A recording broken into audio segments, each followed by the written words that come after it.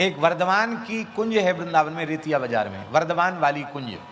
पुराने किसी महानुभाव ने वर्धमान वाली कुंज बनाई थी जब राजाओं का जमाना था। अभी भी वे ठाकुर जी हैं, अभी भी वृक्ष है।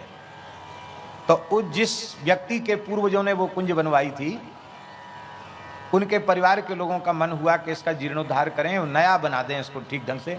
तो उस वर्धमान वाली कुंज के बीचों बीच में आंगन में एक करील का वृक्ष है और एक और वृक्ष है, दो वृक्ष हैं, एक करील का है, एक और कोई दूसरा है।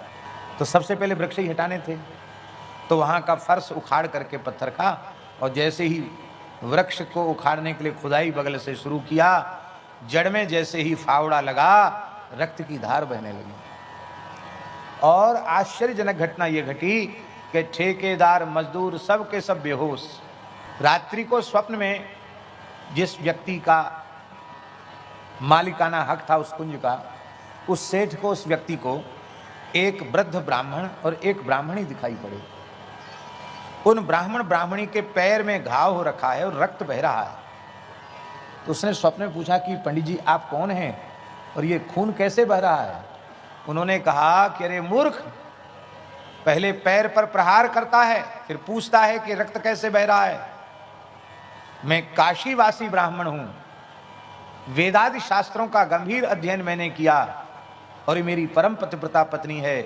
वृंदावन की महिमा जानकर वृंदावन में वृक्ष रूप से जन्म लेने की हमने भगवान से प्रार्थना की और मेरा जन्म इस वृंदावन में इस वृक्ष के रूप में हुआ है। और ये मेरी पत्नी है जो मेरे वृक्ष के साथ में है, ये दूसरा वृक्ष मेरी पत्नी है। और हम इतने लंबे समय से यहाँ भजन कर रहे थे, मेरी छाया में श्री राधा कृष्ण भगवान नित्य विश्राम आकर के करते हैं, और तुम मुझे नष्ट करना चाहते हो? देखो कान खोलकर सुन लो, यदि तुमने मुझे नष्ट किया तो तुम कुल खानदान सहित नष्ट हो जाओगे, तुम्हें ब्रह्म हत्या का पाप लगेगा। तत्काल महाराज वह व्यक्ति हवाई जहाज से दौड़ा हुआ आया और कुंज को यथास्थिति में रखा। आज भी कुंज यथास्थिति में है, वो वृक्ष आज भी सामने है।